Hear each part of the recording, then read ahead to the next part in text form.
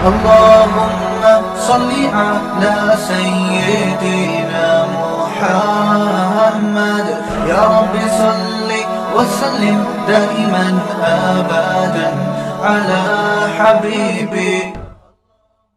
آپ کو معلوم ہے یہاں انبیاء کے واقعات بیان ہو رہے ہیں. سورت کا نام ہی سورہ انبیاء ہے. تو انبیاء میں جو قدر مشترک چیز جو بیان ہو رہی ہے سورہ ہود میں، سورہ اعراف میں جو انبیاء کا تذکرہ ہوا، اس میں انبیاء کرام کی دعوت کا تذکرہ ہوا کہ انہوں نے قوم کو بلایا، پھر قوم نے کیا جواب دیا، پھر پیغمبر نے کیا جواب دیا، پھر اس جواب کا جواب کیا دیا قوم نے.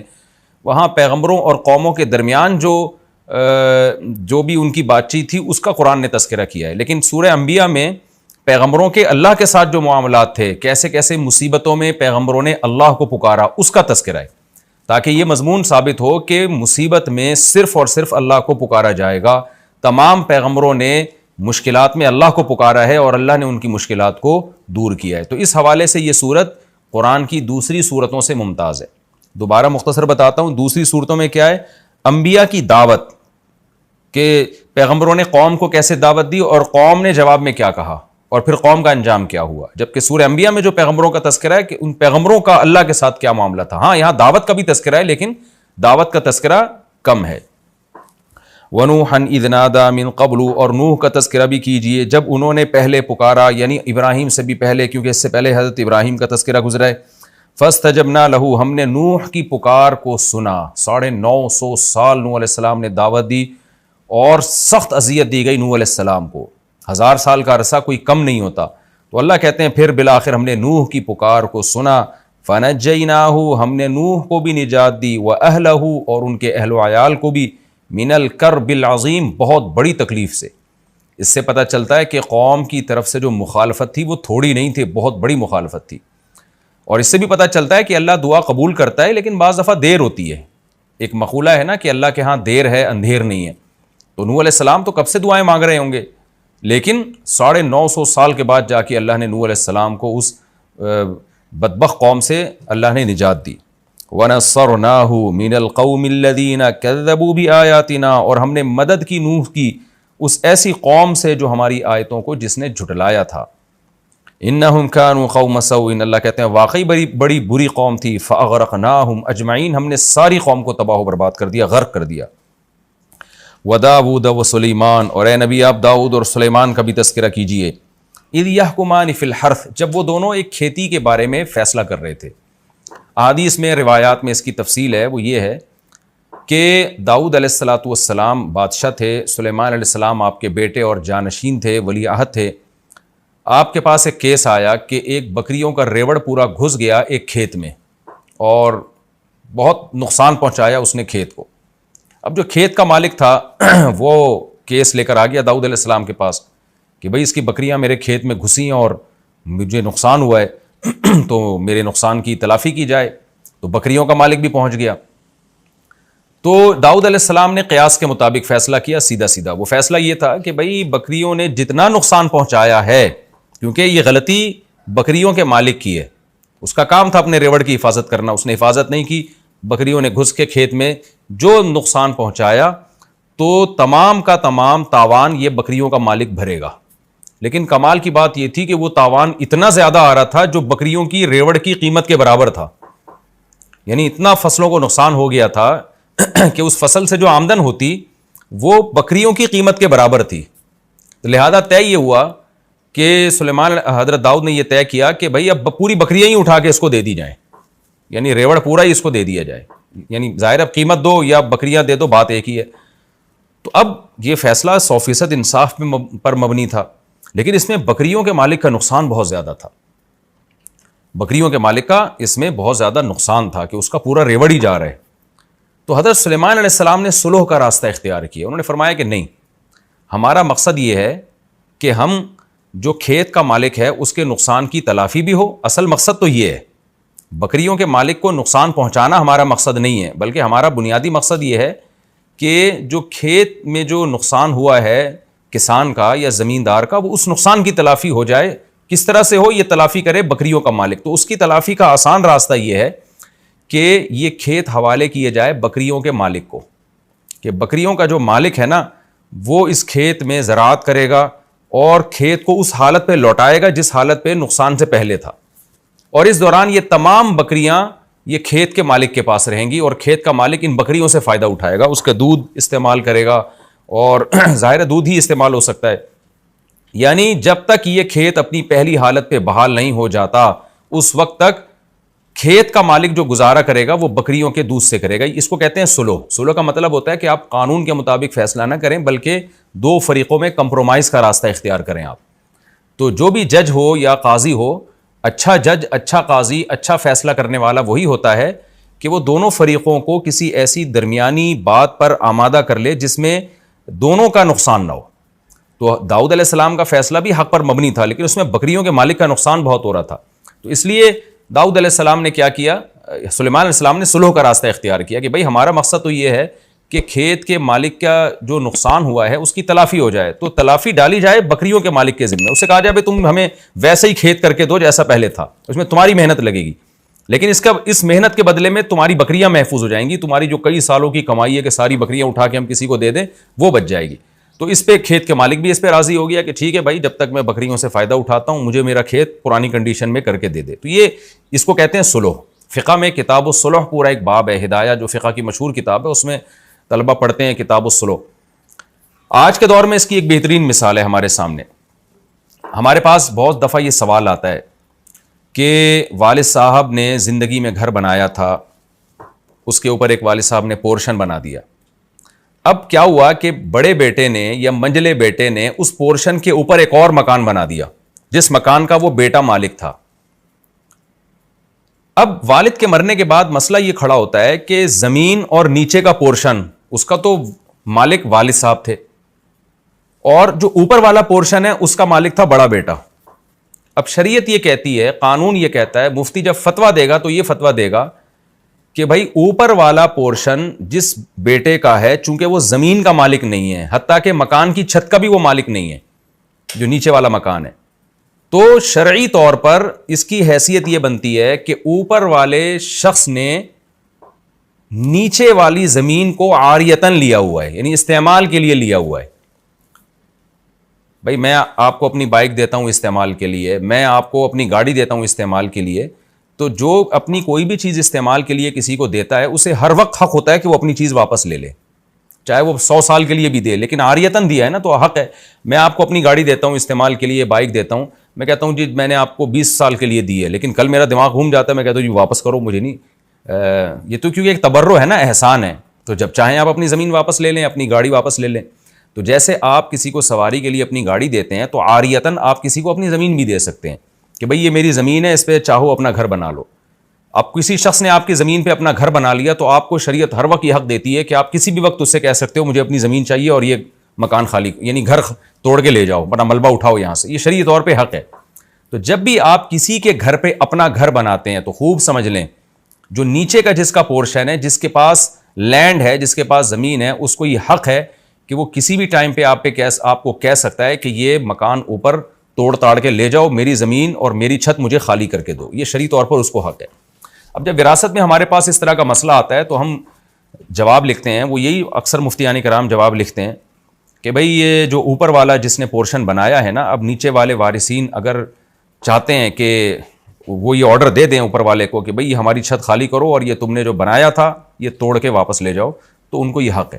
لیکن آپ کو پتہ ہے اس میں اوپر والے کا نقصان بہت ہے، اس نے لاکھوں روپے لگا کے ایک فلیٹ بنایا اور فتویٰ یہ دیا جا رہا ہے کہ جی توڑ کے لے جاؤ. تو پھر مفتی صلح کا راستہ یہ ایسی صورت میں اختیار کرتا ہے، جو ہم کرتے رہتے ہیں، لوگوں کو بتاتے رہتے ہیں کہ بھائی دیکھو، بجائے اس کے کہ آپ جس بھائی نے اوپر کا پورشن بنایا تھا اب اس کو توڑنے کا آرڈر دیا جائے گا، آرڈر دیں گے تو اس کو توڑنا پڑے گا، لیکن اس میں اس کا نقصان بہت ہے. تو ہم کوئی ایسی صورت اختیار کر لیتے ہیں جس میں اس کا بھی نقصان نہ ہو اور نیچے والوں کا بھی نقصان نہ ہو، تو اس میں پھر صلح کا راستہ اختیار کیا جاتا ہے. پھر یہ کہا جاتا ہے بھائی یہ دیکھا جائے کہ اوپر والے گھر اگر نہ ہوتا تو اس پورے مکان کی قیمت کیا ہوتی، اوپر والا گھر بننے کی وجہ سے اس پورشن کی قیمت کیا یعنی اس پورے مکان کی قیمت میں کتنا اضافہ ہوا ہے. تو آپ ایسا کریں کہ اوپر والے بھائی کو وہ قیمت دے کے وہ مکان اس سے لے لیں آپ، اور وہ وراثت میں اس کو شامل کر لیں. تو یہ بھی صلح کا راستہ ہے، اس میں نہ اوپر والے کو نقصان ہوا نہ نیچے والے کو نقصان ہوا، اور توڑنے میں تو سب کا نقصان ہے.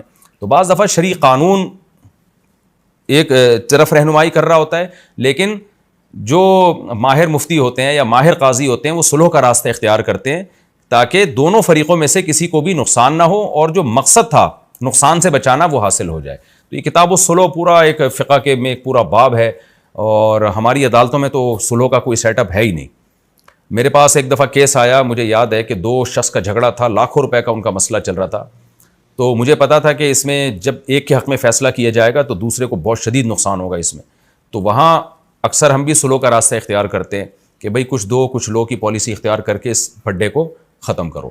تو یہ راستہ ہمیں اختیار کرنا چاہیے. تو یہاں بھی اللہ تعالیٰ نے حضرت سلیمان علیہ السلام کی تعریف اس لیے کی کہ داؤد علیہ السلام نے جو فیصلہ کیا وہ بھی شریعت کے مطابق برحق فیصلہ تھا، لیکن سلیمان علیہ السلام نے کمپرومائز کا راستہ اختیار کیا کہ بھئی بکریوں کے مالک نے جان کر تو بکریاں نہیں بھیجی نا جنہوں نے کھیت تباہ کر دیا. تو ٹھیک ہے قانونی لحاظ سے تو ساری بکریاں اس کو دینی پڑیں گی کھیت کے مالک کو، لیکن اس میں بیچارے کا نقصان کتنا ہے. تو کیوں نہ ہم کوئی کمپرومائز والا راستہ اختیار کریں، اس کو بھی نقصان نہ ہو اور جو کھیت کا مالک ہے اس کے نقصان کی تلافی بھی ہو جائے. تو آج بھی بہت سے لوگوں کو نا بس وہ ٹو دا پوائنٹ بات کرنے کی عادت ہوتی ہے، اور وہ ایسے فیصلے کرتے ہیں کہ وہ سوسائٹی میں اس فیصلے کو لوگ قبول نہیں کرتے.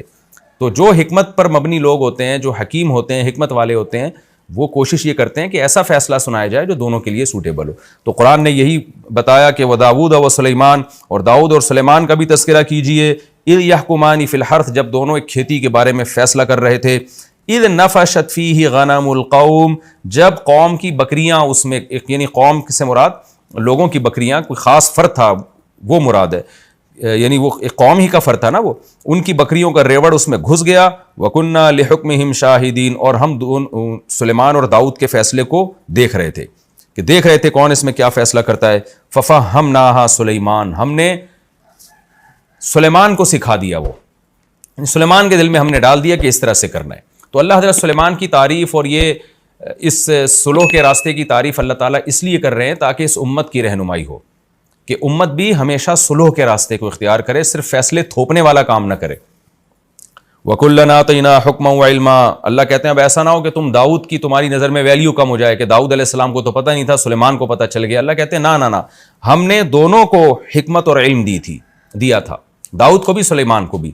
لیکن بعض دفعہ ایسے ہوتا ہے کہ اسپیسیفک کسی خاص واقعے میں کسی کی توجہ چلی جاتی ہے، کسی کی نہیں جاتی. تو اللہ کہتے ہیں داؤد بھی حکمت والے اور علم والے تھے، سلیمان بھی حکمت والے اور علم والے، لیکن اس واقعے میں ہم نے سلیمان کو زیادہ سیدھے راستے کی طرف رہنمائی کی.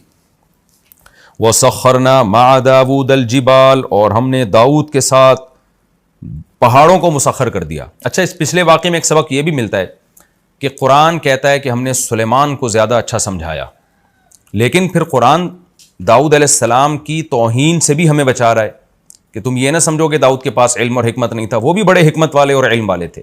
اس میں بھی اس طرف اشارہ ہے کہ بعض دفعہ ایک کم درجے کا شخص، اس کی توجہ کسی اچھے فیصلے کی طرف چلی جاتی ہے، اور جو زیادہ ذہین ہوتا ہے، زیادہ علم والا ہوتا ہے، اس کی توجہ نہیں جاتی. تو اس سے یہ ثابت نہیں ہو جاتا کہ جس کے دماغ میں اچھا خیال آیا وہ ہر لحاظ سے پہلے سے برتر ہے. بعض دفعہ ہوتا ہے کہ آپ زیادہ ذہین ہے اور دوسرا کم درجے کا ذہین ہے، لیکن اس کم درجے کے ذہین کی توجہ چلی گئی اور آپ کی توجہ نہیں گئی. تو اس سے اس کم درجے والے کو یہ نہیں سمجھنا چاہیے کہ جی میں بہت ذہین ہوں یا میرے پاس علم زیادہ ہے. یہ جزیات ایسی ہیں کہ احیاناً اس طرح ہو جاتا ہے کہ ایک کم علم والے کی توجہ چلی جاتی ہے، زیادہ علم والے کی توجہ نہیں جاتی. وَسَخَّرْنَا مَعَ دَاوُودَ الْجِبَالَ، اللہ کہتے ہیں اور ہم نے داؤد کے ساتھ مسخر کر دیا تھا پہاڑوں کو. یُسَبِّحْنَا، کیسے مسخر کیا کہ پہاڑ بھی تسبیح بیان کیا کرتے تھے. دوسرے مقام پہ ہے نا قرآن میں یا جبال اوبی معہ والطیر، اے پہاڑوں تم بھی داؤد کے ساتھ اللہ کی حمد و ثنا کرو، اور اے پرندوں تم بھی کرو. تو پہاڑ بھی تسبیح بیان کرتے تھے. دیکھیں قرآن سے پتہ چلتا ہے کہ اس کائنات کی ہر چیز اللہ کی تسبیح بیان کرتی ہے. سورہ نور میں ہے وَإِن مِّن شَيْءٍ إِلَّا يُسَبِّحُ بِحَمْدِهِ، ہر چیز اللہ کی تسبیح بیان کرتی ہے. تو سوال پیدا ہوتا ہے کہ جب ہر چیز تسبیح بیان کرتی ہے تو یہاں داؤد علیہ السلام کی کیا خصوصیت ہوئی کہ ہم نے پہاڑوں کو مسخر کیا اور وہ بھی تسبیح کرتے تھے.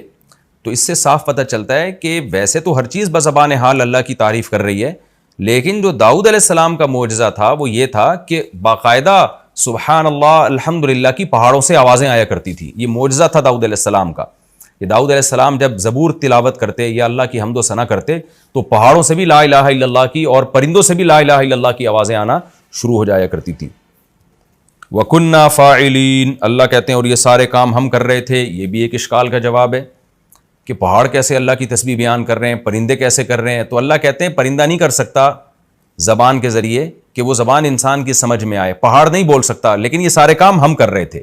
اسی سے علماء نے استدلال کیا ہے کہ جتنے بھی معجزے پیغمبروں سے صادر ہوتے ہیں ان کا اصل فاعل اللہ ہوتا ہے، پیغمبر نہیں ہوتے.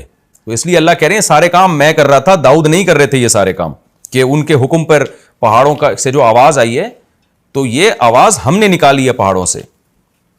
وَعَلَّمْنَاهُ صَنْعَةَ لَبُوسٍ لَكُمْ، اللہ کہتے ہیں ہم نے داؤد کو سکھایا صنعۃ لبوس. لبوس کی تشریح میں کر چکا ہوں ترجمے میں. زرہیں جو جنگی لباس ہوتے ہیں نا، سر سے پاؤں تک انسان لوہے کا لباس پہن کے وہ ڈھک جاتا ہے، پھر دشمن کے لیے آپ کو تلوار تیر کے ذریعے نقصان پہنچانا بہت مشکل ہوتا ہے. تو اللہ کہتے ہیں ہم نے اے لوگوں تمہارے لیے، یعنی اے بنی اسرائیل یا اے اہل اسلام تمہارے لیے، تمہارے کا مطلب ان کا فائدہ ہم سب اٹھا رہے ہیں. جب زرہیں ایجاد ہو گئیں تو سب نے فائدہ اٹھایا اس کا. تمہارے لیے ہم نے یہ سب صنعت داؤد کو سکھائی. لِتُحْصِنَكُم مِّن بَأْسِكُم، تاکہ یہ زرہیں تمہیں تمہاری لڑائیوں میں محفوظ کریں. تو داؤد علیہ السلام کو اللہ نے زرہیں بنانا بھی سکھایا. فَهَلْ أَنْتُمْ شَاكِرُونَ، اللہ کہتے ہیں بتاؤ اب تم شکر ادا کرو گے. اس آیت سے یہ بھی پتہ چلتا ہے کہ دنیاوی علم کی بھی اللہ کی نظر میں بڑی ویلیو ہے. اب یہ زرہیں بنانا اور پہننا یہ جنگوں میں ڈیفنس کے کام آتی ہے یہ چیز. تو اللہ نے داؤد علیہ السلام کو یہ سب چیزیں سکھائیں تاکہ آپ جنگ میں اپنا دفاع مضبوطی سے کر سکیں. تو آج بہت سے لوگ افراط و تفرید کا شکار ہیں. کچھ لوگ دین کے علم کی ان کی نظر میں ویلیو ہی نہیں ہے، یہ ہمارا لبرل طبقہ ہے. اور کچھ لوگ صرف دین کے علم ہی کو علم مانتے ہیں، دنیا کے علم کو کوئی حیثیت ہی نہیں دیتے. یہ بھی غلو کا شکار ہیں. تو قرآن میں جہاں دین کے علم کی فضیلت ہے وہاں دنیاوی علم کی بھی فضیلت ہے. ظاہر ہے تو دنیا کا علم تھا نا، زرہیں بنانا اور جنگوں میں استعمال کرنا. تو جو بھی قوم اپنے ڈیفنس کے لیے محنت کرتی ہے، کوشش کرتی ہے، ٹیکنالوجی میں ترقی کرتی ہے، اس زمانے کی یہ ٹیکنالوجی ہی تھی. کیونکہ قرآن میں دوسرے مقام پر آتا ہے وَقَدِّرْ فِي السَّرْدِ، ہم نے لڑیاں جوڑنا سکھائیں داؤد علیہ السلام کو. کیونکہ یہ ایسے ہی دیسی طریقے سے نہیں ہوتا کہ جی ایک پلیٹ لا کے ادھر ویلڈنگ کر دی، ادھر ویلڈنگ کر کے آپ نے ایک خول چڑھا لیا اپنے اوپر. بازو ہیں آپ کے، جوائنٹس ہیں آپ کے، اس کو موو کرنا ہے. یہ تو قدر فی السرد، اللہ کہتے ہیں ہم نے ان کو لڑیوں کو جوڑنا سکھایا داؤد علیہ السلام کو. تو اس طرح سے انہوں نے زرہیں بنائی تاکہ جنگوں میں ہمارے کام آئیں. آگے اللہ فرماتے ہیں وَلِي سُلَيْمَانَ الرِّيحَ، اور ہم نے سلیمان کے لیے ہوا کو مسخر کر دیا عاصفۃً، بڑی طوفانی ہوا تھی. اچھا قرآن میں ایک جگہ آتا ہے کہ رخاء، نرم ہوا تھی، اور ایک جگہ آتا ہے تیز ہوا تھی، عاصفہ تیز ہوا. تو علماء نے تطبیق دی ہے کہ وہ رفتار کے لحاظ سے تیز تھی لیکن اسموتھ ہونے کے اعتبار سے وہ نرم تھی. کیونکہ تیز ہوا ہلا دیتی ہے انسان کو، ڈرا دیتی ہے انسان کو، اٹک پٹک کر دیتی ہے. تو اسپیڈ کے لحاظ سے تیز تھی، اتنی تیز کہ مہینوں کا سفر دنوں میں ہونا شروع ہو گیا. اور لیکن نرم اتنی کہ جیسے ہم جہاز میں جب سفر کرتے ہیں نا تو کیسے اسپیڈ کے ساتھ جا رہا ہوتا ہے لیکن کوئی جھٹکے نہیں آتے، کوئی انسان ہلتا جلتا نہیں ہے اس میں. تو اس لحاظ سے وہ ہوا نرم تھی سلیمان علیہ السلام کے لیے. تجری بامرہ الی الارض التی بارکنا فیہا، یہ ہوائیں چلتی تھیں سلیمان کے حکم سے اس زمین کی طرف جس زمین میں ہم نے برکت رکھی ہے، یعنی ارض شام، بیت المقدس. سلیمان علیہ السلام کا مرکز اور داؤد علیہ السلام کا جو مرکز تھا خلافت کا وہ بیت المقدس تھا، فلسطین تھا. وہاں سے آپ پوری دنیا میں ٹریولنگ کرتے تھے تو اس کے لیے آپ کو ایک تخت اللہ نے دیا جو ہوا میں اڑتا تھا، اور ہوائیں پوری فوج کو اور جنات شیاطین کو لے کے جہاں چاہتی بہت رفتار کے ساتھ وہ ہوائیں آپ کے تخت کو پہنچا دیا کرتی تھی. وَكُنَّا بِكُلِّ شَيْءٍ عَالِمِينَ، اور اللہ کہتے ہیں ان تمام چیزوں کو ہم جانتے تھے کہ ہم نے سلیمان کو کیا کیا نعمتیں دی ہیں اور کیوں دی ہیں. یہ سب چیزوں کا ہمیں علم تھا. یعنی جس کا علم کامل ہوتا ہے تو وہ کام وہ کرتا ہے جو حکمت پر مبنی کام ہوتے ہیں. تو یعنی ہمارے تمام کام حکمت پر مبنی کام تھے. وَمِنَ الشَّيَاطِينَ، اللہ کہتے ہیں اور ہم نے سرکش جنات، شیطان کا اطلاق سرکش جناتوں پر ہوتا ہے. تو یہاں شیطان سے ابلیس مراد نہیں ہے بلکہ سرکش جنات ہم نے وہ بھی مسخر کر دیے سلیمان کے لیے. وہ جنات تھے یغوصون لہو، جو سلیمان کے لیے غوطے لگاتے. جیسے روایات میں اور قرآن میں ہے کہ سمندر کے اندر غوطے لگاتے. کیوں لگاتے؟ سمندر کے اندر سے نایاب موتی، ہیرے، جواہرات نکالتے تاکہ سلیمان علیہ السلام کی معیشت اس سے مضبوط ہو. یہ بھی اگر آپ دیکھیں کہ معدنیات کا کسی ملک میں نکلنا اس ملک کی معاشی ترقی کے لیے بہت مفید ہے. اس کا ثبوت قرآن سے بھی ہے. تو سلیمان علیہ السلام کی حکومت کو اللہ مضبوط کرنے کے لیے کیا اللہ نے کیا کہ جنات کو آپ کے تابع کر دیا. وہ سمندر کی تہ میں جا کے ہیرے جواہرات نکالتے. اس سے بھی پتہ چلتا ہے کہ دنیاوی اسباب اختیار کرنا یہ نہ توکل کے خلاف ہے، نہ شریعت کے خلاف ہے. ورنہ سلیمان علیہ السلام کو کیا ضرورت تھی کہ سمندروں میں غوطے لگوا کے وہاں سے ہیرے جواہرات نکالیں، موتی نکالیں. وہ کہتے بھائی ہم دنیا دار لوگ تھوڑی، ہم تو بس اللہ اللہ کریں گے اور جو کرنا ہوگا اللہ نے خود کرے گا، اللہ خود کرے گا، ہمیں ہیرے جواہرات اور اتنا عالی شان تخت بنانے کی کیا ضرورت ہے. لیکن ایک اسٹیبل گورنمنٹ تھی سلیمان علیہ السلام کی، زبردست حکومت تھی، اور اللہ نے آپ کو مشن دیا تھا کہ پوری دنیا میں آپ نے اس حکومت کو قائم کرنا ہے، تو اس کے لیے اللہ نے آپ کو اسباب اور وسائل دیے. آگے اللہ فرماتے ہیں وَيَعْمَلُونَ عَمَلًا دُونَ ذَلِكَ، اور اس کے علاوہ بھی بہت سارے اعمال یہ شیاطین کیا کرتے تھے. دوسرے مقام پہ آتا ہے، وہ جب ہم وہاں پہنچیں گے تو وہاں میں اس کا تفصیلی تذکرہ کروں گا کہ وہ جنات سلیمان علیہ السلام کی جو فوجیں تھیں نا، ان کے لیے بڑے بڑے دیگڑے بنایا کرتے تھے تاکہ وہ فوجی بیرکوں میں جا کے اس میں کھانا کھائیں. تو اتنے بڑے بڑے برتن بنایا کرتے تھے اور قلعے بنایا کرتے تھے، اور وتماثیل وجفان کالجواب وقدور الراسیات، تو ایسے بہت سارے کام، بڑی بڑی عمارتیں بنایا کرتے تھے ان کے لیے. تو بہت سارے کام جو انسانوں کے لیے بنانا بہت مشکل تھا، تو جنات کے ذریعے سلیمان علیہ السلام وہ کام کیا کرتے تھے. آگے اللہ فرماتے ہیں وَكُنَّا لَهُمْ حَافِظِينَ. سوال پیدا ہوتا ہے اتنے بڑے بڑے سرکش جنات سلیمان کے تابع کیسے ہو گئے؟ ظاہر ہے جو جن سمندر میں گھس کے اس کی تہہ سے موتی نکال کے لا رہا ہے اور بڑے بڑے پہاڑوں پہ پتھروں کو لے کے جا رہا ہے تو انسان کو بھی بڑا نقصان پہنچا سکتا ہے، اور انسان کے تابع کیوں بنے گا؟ اس کا اللہ نے جواب دیا وَكُنَّا لَهُمْ حَافِظِينَ. ان جنات کی حفاظت ہم کر رہے تھے. حفاظت کا مطلب پہرا ہم دے رہے تھے کہ وہ سرکش نہ ہونے پائیں. اس سے پتہ چلتا ہے کہ آج کے عاملین جو کہتے ہیں نا ہم نے جناتوں کو تابع کیا ہوا، یہ جھوٹ بولتے ہیں. جنات کو تو اللہ نے تابع کیا تھا، سلیمان علیہ السلام کے لیے مسخر کیا. تو تبھی تو قرآن اشکال کا جواب دے رہا ہے کہ اتنے پاورفل جنات انسان کے فرما بردار کیسے بن گئے؟ تو اللہ کہتے ہیں وہ خود تھوڑی بنے، کنا لہم حافظین، ہم حفاظت کر رہے تھے ان کی، ہم نے ان کو ہلنے نہیں دیا، سلیمان کا روب ان کے اوپر ڈال دیا. تو آج کے عامل نہ تو سلیمان علیہ السلام ہیں، نہ یہ اتنے پاورفل ہیں کہ یہ جنات کو اپنے قابو میں لیں. حقیقت یہ ہے کہ جنات نے ان کو اپنے قابو میں لیا ہوا ہوتا ہے اور پھر ان سے الٹے الٹے کام جنات کروا رہے ہوتے ہیں. وَأَيُّوبَ إِذْ نَادَىٰ رَبَّهُ. اللہ کہتے ہیں ایوب کا بھی تذکرہ کیجئے، ان کی بھی پکار ہم نے سنی. اِذْ نَادَىٰ رَبَّهُ، جب انہوں نے اپنے رب کو پکارا، اَنِّی مَسَّنِيَ الضُّرُّ، اے اللہ مجھے بیماری پہنچی ہے، وَأَنْتَ أَرْحَمُ الرَّاحِمِينَ، تو رحم کرنے والوں میں سب سے زیادہ رحم کرنے والا ہے. دیکھیں ایوب علیہ السلام کئی سال کسی خطرناک اور تکلیف دہ بیماری میں پڑے رہے. وہ بیماری کیا تھی اس کا ہمیں حدیث میں تذکرہ نہیں ملتا، جو بھی تھی لیکن تکلیف دہ بیماری تھی. اسی بیماری میں کہا جاتا ہے کہ ایک وبا پھیلی جس میں ایوب علیہ السلام کے اہل و عیال کا بھی انتقال ہو گیا. آپ کو اللہ نے خوب اولاد دی تھی، ساری اولاد اسی وبا میں، یا تو وبا تھی کہ سارے اہل خانہ اس کی لپیٹ میں آئے، یا وبا نہیں تھی، ویسے ہی کوئی بیماری کی وجہ سے سارے اہل و عیال کا انتقال ہو گیا. صرف آپ کی ایک زوجہ بچی تھیں جنہوں نے آپ کی بڑی خدمت کی. جیسے کہ سورہ سعد میں آتا ہے کہ حضرت ایوب حدیث میں بھی اس کی تفصیل ہے کہ ایوب علیہ السلام کی زوجہ نے بہت صبر کیا اپنے شوہر کی بیماری پہ، کئی سال اپنے شوہر کی خدمت کرتی رہیں.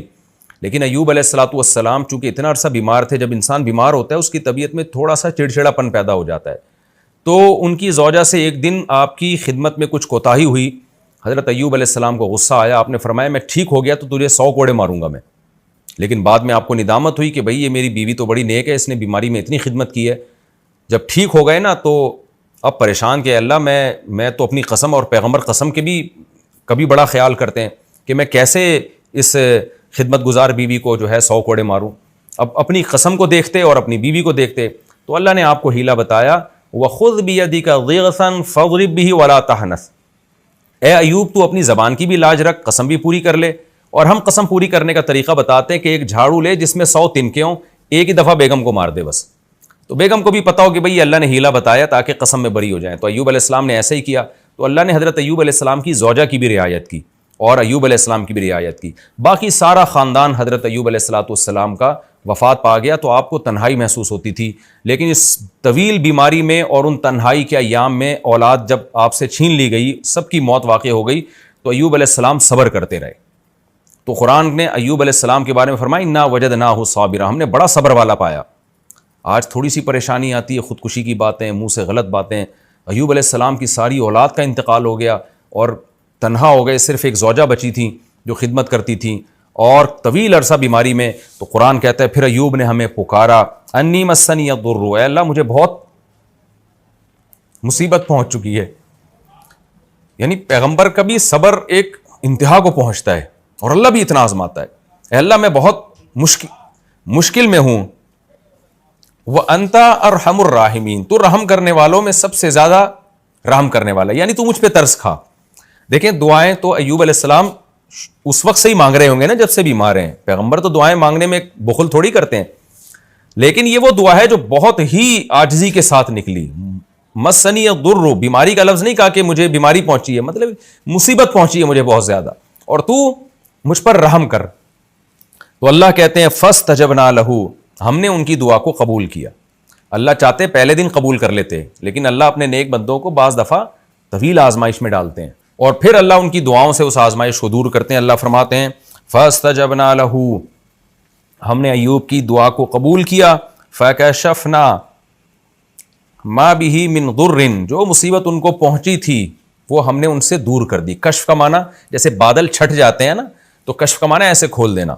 وآتیناہ اہلہ, اور ہم نے ان کو ان کا اہل لوٹا دیا, یعنی گھر والے لوٹا دیے. ومثلہم معہم, اور ان گھر والوں جتنے اور زیادہ.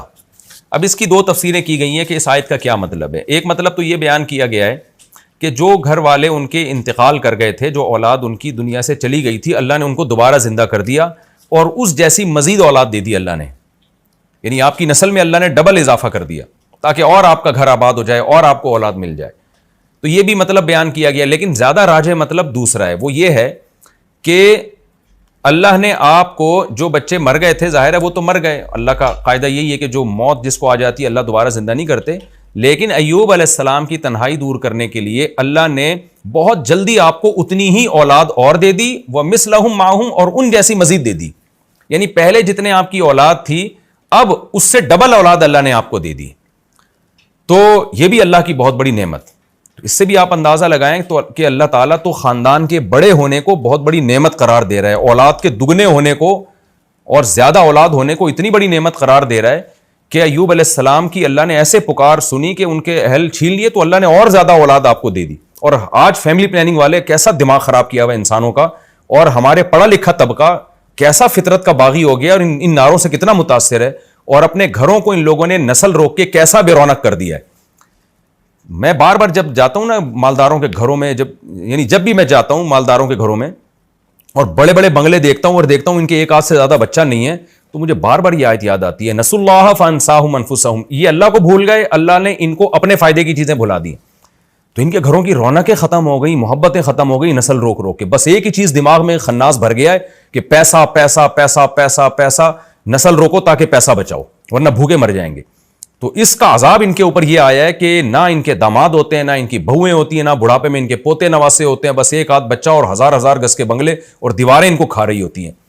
تو یہ اللہ نے کتنا بڑا فضل کیا کہ ہمیں اسلام کی نعمت دی اور ہمیں ہدایت دے دی تاکہ ہم ان مغرب کے ان زہریلے نعروں سے متاثر نہ ہو.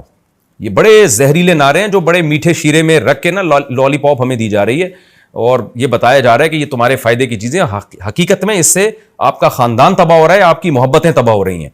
تو ایوب علیہ السلام کے پر اللہ نے کتنا بڑا احسان کیا. اللہ کہتے ہیں ہم نے مزید اولاد بھی دی اور اس سے جتنی تھی اس کا ڈبل کر کے دے دی ہم نے اولاد. آگے اللہ فرماتے ہیں وَآتَيْنَاهُ أَهْلَهُ وَمِثْلَهُمْ مَعَهُمْ رَحْمَةً مِّنْ عِنْدِنَا, یہ سب کام ہم نے اس لیے کہ اپنی طرف سے رحمت کرتے ہوئے, کیونکہ ایوب نے کہا تھا اے اللہ تو ارحم الراحمین ہے. تو ایک عام شخص جب رحم کرتا ہے تو زیادہ زیادہ وہ رحم یہ کرتا ہے کہ تکلیف دور کر دے گا آپ کو, لیکن اللہ جب رحم کرتا ہے تو صرف تکلیف دور نہیں کرتا بلکہ اس مزید نعمتیں دے کے اس کی تلافی بھی کر دیتا ہے. آگے اللہ فرماتے ہیں ہم نے یہ رحمت کے لیے کیا. وَذِكْرَىٰ لِلْعَابِدِينَ, اور جو ہمارے عبادت کرنے والے غلامی کرنے والے لوگ ہیں ان کی نصیحت کے لیے ہم نے یہ کام کیا. ذکرہ کا معنی نصیحت, تاکہ ایوب علیہ السلام کا واقعہ جب وہ پڑھیں تو جو ہمارے عبادت گزار فرمانبردار لوگ ہیں انہیں نصیحت ہو جائے کہ دیکھو خدا آزماتا ہے, اگر اس آزمائش میں آپ نے صبر کیا تو کیسی نعمتیں اللہ نیک لوگوں کو دیتا ہے, تاکہ ان کو ہمیشہ کے لیے نصیحت ہو جائے. آگے اللہ فرماتے ہیں وَإِسْمَاعِيلَ وَإِدْرِيسَ وَذَا الْكِفْلِ, اور آپ اسماعیل, ادریس اور ذوالکفل کا بھی تذکرہ کیجیے. حضرت ذوالکفل کے بارے میں صحیح احادیث میں ہمیں زیادہ معلومات نہیں ملتی, بس اتنا ہے کہ قرآن کے سیاق و سباق سے پتہ چلتا ہے کہ یہ بھی کوئی پیغمبر تھے. کل من الصابرین, اللہ فرماتے ہیں سب صبر کرنے والے تھے. اسماعیل علیہ السلام کا صبر تو مشہور ہے کہ کیسے ان کی گردن پہ چھری رکھی، انہوں نے کہا صبر کروں گا میں۔ ادریس علیہ السلام بھی صبر والے پیغمبر تھے، اس کی تفصیل ہمیں نہیں ملتی احادیث اور قرآن میں، اور ذوالکفل بھی صبر والے پیغمبر تھے، کیا صبر کیا ہمیں نہیں ملتا، لیکن اتنی بات ہے کہ ان سب نے صبر کیا۔ اللہ فرماتے ہیں کل من الصابرین، یہ سب صبر کرنے والے لوگ تھے۔ وادخلناہم فی رحمتنا، ان سب کو ہم نے اپنی رحمت میں داخل کیا۔ انہم من الصالحین، یہ سب کے سب نیک لوگوں میں سے تھے۔ وذنونی، اچھا اللہ حضرت یونس کا تذکرہ ان سے الگ کر رہے ہیں، کیونکہ ان سے ایک ایسا کام ہوا جو بظاہر بے صبری کا تھا، اس لیے اللہ نے ان کا الگ تذکرہ کیا۔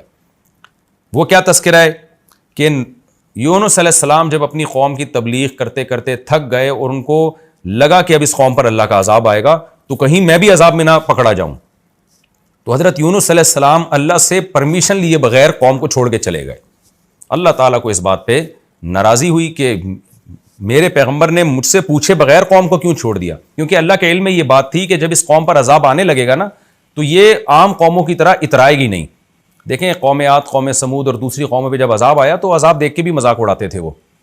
ہذا عارض ممطرنا، پیغمبر نے کہا کہ بھئی یہ بادل آ رہے ہیں پتھر برسیں گے، تو انہوں نے کہا نہیں بادل جب آتے ہیں بارش برستی ہے، پتھر نہیں برستے۔ پھر پیغمبر کہہ رہے ہیں کہ یہ وہ عذاب ہے جس کی تم جلدی کرتے تھے، تو پھر بھی قوم عاد اور قوم سمود کو عبرت نہیں ہوئی۔ لیکن یونس علیہ السلام کی قوم وہ خوش قسمت قوم تھی کہ جب انہوں نے عذاب آتا دیکھا نا بادل تو وہ ڈر گئے، ان کو لگا کہ بھئی یہ خدا کا عذاب ہے، یونس علیہ السلام نے کہا تھا اور وہ ہم علاقہ بھی چھوڑ کے چلے گئے، اب تو واقعی عذاب آ رہا ہے، تو فوراً وہ توبہ کرنے لگے، پوری قوم گڑ گڑانے لگی۔ تو اللہ کے علم میں چونکہ یہ بات پہلے سے تھی کہ یہ قوم ہدایت پا جائے گی، ایمان لے آئے گی، تو اس لیے اللہ تعالیٰ کو یونس علیہ السلام کا قوم کو ایسے چھوڑ کے جانا پسند نہیں آیا۔ لیکن یونس علیہ السلام کا مقصد خدا کی نافرمانی نہیں تھی، یونس علیہ السلام پر اللہ کے خوف کا غلبہ تھا، اللہ کی خشیت کا غلبہ تھا۔ حالانکہ آپ کو پتا تھا کہ اللہ پیغمبروں کو عذاب نہیں دیتا، لیکن اللہ کا خوف، اللہ کا جلال، اللہ کا عذاب ایسی چیز ہے کہ پیغمبر، جیسے حدیث میں آتا ہے نا جب ذرا سی بارش تیز یعنی بادل آتے، ہوائیں چلتی، ہمارے نبی پر ایک خوف طاری ہو جایا کرتا تھا۔ تو یونس علیہ السلام کا بھی معاملہ ایسے ہوا۔ وَذَنُّونِ، اللہ فرماتے ہیں نون والے مچھلی والے کا بھی تذکرہ کریں۔ اِذْ ذَهَبَ مُغَاضِبًا، جب وہ غضبناک ہو کے گیا، کس سے غضبناک ہوا؟ قوم سے۔ فَظَنَّ، اور وہ یہ سمجھ بیٹھا، أَلَّن نَقْدِرَ عَلَيْهِ، کہ ہمیں یونس پر قدرت ہی نہیں ہے۔ دیکھیں یہ قرآن کی بلاغت ہے، یہاں لفظی ترجمہ تو یہ ہوگا کہ یونس یہ سمجھے کہ ہمیں اللہ کو ان پر قدرت ہی نہیں ہے، حالانکہ پیغمبر یہ سمجھ ہی نہیں سکتے نا، تو یہ بلاغت ہے، یہ ہم عام محاوروں میں بھی استعمال کرتے ہیں کہ جب کوئی شخص یہ سمجھتا ہے نا کہ فلاں مجھے عذاب ہی نہیں دے گا، تکلیف ہی نہیں دے گا، تو ہم کہتے ہیں کہ یہ سمجھتا ہے کہ گویا اس کو اس پہ قدرت ہی نہیں ہے۔ تو اس سے مقصد یہ نہیں ہوتا کہ قدرت نہیں ہے، مقصد یہ ہوتا ہے جس کو قدرت ہوتی ہے تو وہ سزا بھی دیتا ہے، تو جس کو قدرت نہیں ہوتی وہ سزا نہیں دیتا۔ تو اصل مقصد قرآن کے بیان کرنے کا یہ ہے کہ یونس علیہ السلام یہ سمجھے کہ اللہ آپ کو اس غلطی پہ، اس مسٹیک پہ سزا نہیں دے گا، تو اس کو قرآن نے بلاغتاً یوں تعبیر کیا کہ یونس یہ سمجھے کہ اللہ کو آپ پر قدرت ہی نہیں ہے، تو یہ بلاغت ہے۔ بلاغت کہتے ہیں کہ کون الکلامی مطابقا لمقتضی الحال، یعنی جو حالت تقاضا کر رہی ہے نا کلام بالکل اس کے مطابق لے کر آنا، تو اس میں بعض دفعہ ایسا کلام لایا جاتا ہے جس سے حقیقت مراد نہیں ہوتی، مجاز مراد ہوتا ہے۔ اس کی بہت ساری مثالیں ہمیں ملتی ہیں، ہم بات بات پہ کہتے ہیں میں تمہاری ٹانگیں توڑ دوں گا، میں تمہیں مار دوں گا، حالانکہ اس سے حقیقت مراد نہیں ہوتی۔ اور حدیث میں بھی یہ ملتا ہے، نبی صلی اللہ علیہ وسلم نے بعض دفعہ صحابی سے فرمایا ثقلت کا امک، تمہاری ماں تمہیں روئے، تم کیسا کام کر رہے ہو، یعنی تم گم ہو جاؤ اور تمہاری ماں تمہیں روئے۔ حالانکہ نبی کسی کو بد دعا نہیں دے سکتے کہ تم گم ہو جاؤ اور تمہاری ماں تمہیں یاد کر کر کے روئے، تو یہ محاورے ہوتے ہیں، اس سے حقیقت مراد نہیں ہوتی، یہاں ہر کلام میں ہوتے ہیں یہ۔ تو قرآن بھی چونکہ عربی زبان میں نازل ہوا تو وہی محاورے اس میں استعمال ہوئے جو عربی میں استعمال ہوتے تھے۔ تو قرآن کہتا ہے فَظَنَّ أَن لَّن نَّقْدِرَ عَلَيْهِ، یونس یہ سمجھے کہ ہمیں یونس پر قدرت ہی نہیں ہے اور ہماری پکڑ سے وہ بچ نکلیں گے، حالانکہ ایسا نہیں ہے، لیکن بچ نہ نکلے اور بالآخر مچھلی کے پیٹ میں چلے گئے۔ فَنَادَىٰ فِي الظُّلُمَاتِ، اندھیروں میں پھر یونس نے ہمیں پکارا۔ یونس علیہ السلام جب فرار ہوئے نا اور سمندر کے راستے کشتی میں بیٹھے تو آگے جا کے بھنور آیا اور کشتی ڈوبنے لگی، تو کشتی کے ملاح نے کہا کہ بھئی ایک شخص کو کشتی سے نکلنا پڑے گا تاکہ کشتی کا وزن ہلکا ہو، اور کوئی ایسا شخص ہے جو اپنے مالک کی پرمیشن کے بغیر آیا ہے۔ تو یونس علیہ السلام کو احساس ہو گیا کہ بھئی میں اللہ کی مرضی کے بغیر آیا ہوں، تو یہ میرے ہی لیے ہوا ہے یہ سب کچھ۔ تو یونس علیہ السلام نے ارادہ کیا کہ وہ کشتی سے اتر جاتے ہیں، سمندر میں چھلانگ لگا لیتے ہیں، لیکن قوم نے کہا کہ نہیں ہم قرآن اندازی کریں گے، اور قرآن اندازی میں حضرت یونس ہی کا نام آیا۔ تو یونس علیہ السلام کو کشتی سے، کیسی بڑی آزمائش آپ دیکھیں، سمندر کی موجوں میں کوئی چلا جائے تو کتنی بڑی آزمائش ہے. تو یونس علیہ الصلوۃ والسلام نے سمندر میں آپ میں چھلانگ لگائی، مچھلی منہ کھول کے کھڑی ہوئی تھی، مچھلی نے آپ کو نگل کے سمندر کی تہ میں لے گئی. اب قرآن کہتا ہے کئی اندھیروں میں اللہ نے یونس علیہ السلام کو وحی نہیں کی کہ اے یونس تو نے غلطی کی ہے، نہ. یونس علیہ السلام کو خود احساس ہو گیا. تو اس سے پتہ چلتا ہے نیک لوگوں کے ساتھ جب کوئی ایسا کام ہو رہا ہو نا جو ان کی آزمائش ہو، تو ان کو احساس ہو جاتا ہے کہ ہم سے کوئی غلطی ہوئی ہے جس کی ہمیں سزا مل رہی ہے. تو یونس علیہ السلام جب اندھیروں میں گئے ہیں، یعنی ایک مچھلی کے پیٹ کا اندھیرا، سمندر کی تہ کا اندھیرا اور رات کا اندھیرا، تو یہ تمام اندھیرے مل گئے. یونس علیہ السلام نے پھر مچھلی کے پیٹ میں پکارا، ان کو احساس ہو گیا کہ مجھ سے کوئی غلطی ہوئی ہے، اور کہا کہ لا الہ الا انت، اے اللہ تیرے سوا کوئی عبادت کے لائق نہیں، یعنی میں صرف تجھی کو پکاروں گا. سبحانک، تو ہر عیب سے پاک ہے. کیا مطلب میرے ساتھ جو تو نے یہ معاملہ کیا کہ مجھے سمندر کی تہ میں پہنچا دیا، کشتی سے نکلوا دیا، تو یہ میرا قصور ہے، تیرا قصور نہیں ہے، کیونکہ تو عیب سے پاک ہے. انی کنت من الظالمین، اور ظالم میں ہی ہوں. تو یہ بھی توبہ کا ایک طریقہ ہوتا ہے کہ اپنی غلطی کا اعتراف کر لینا. اللہ فرماتے ہیں فاستجبنا لہ، ہم نے یونس کی پکار کو سنا. کتنی بڑی فضیلت ہے دعاؤں کی. آج سارا زور لوگوں نے وظیفوں پہ اور روحانی ٹوٹکوں پہ لگایا ہوا ہے. دعائیں مانگنے کا رواج ختم ہو گیا. یونس علیہ السلام نے لا الہ الا انت سبحانہ کی تسبیح نہیں پڑھی تھی وہاں بیٹھ کے، وظیفے کے طور پہ نہیں پڑھا تھا، دعا مانگی تھی اللہ سے. ایوب علیہ السلام نے اللہ سے دعا مانگی، زکریا علیہ السلام نے اللہ سے دعا مانگی. تو آج دعاؤں کو فوکس نہیں کر رہے لوگ. اللہ کہتے ہیں ہمیں پکارا، ہماری حمد و ثنا کی، فاستجبنا لہ، ہم نے یونس کی پکار کو قبول کیا. ونجیناہ من الغم، اور جس غم میں یونس مبتلا تھے، کتنا بڑا غم، کیسا خوف، سمندر کے بیچ میں جائیں کیسا خوف ہوتا ہے. وہ اللہ کہتے ہیں ہم نے یونس کو اس غم سے نجات دی. کیسے نجات دی؟ دوسرے مقام پر آتا ہے کہ مچھلی آئی اور سمندر کے کنارے ایسے اگل دیا مچھلی نے آپ کو، اور پھر اللہ نے آپ کے قریب ایک درخت پیدا کر دیا، فوراً اس درخت کی چھاؤں میں آپ کو سکون ملا. پھر اللہ کہتے ہیں ہم نے ان کو آپ کی قوم کی طرف دوبارہ بھیجا. ونجیناہ من الغم، اللہ کہتے ہیں ہم نے آپ کو غم سے نجات دی. وکذالک ننجی المؤمنین، اور اسی طرح ہم ایمان والوں کو نجات دیا کرتے ہیں. کیا مطلب؟ جن کا خدا پہ ایمان ہوتا ہے. بے ایمانوں کو نہیں، بے ایمانوں کی دعائیں قبول نہیں ہوتی. آج تو ہماری دعائیں بے اثر ہو گئی ہیں. اس کی وجہ یہ ہے کہ ہمیں اللہ پر ایمان ہی ختم ہو گیا ہے.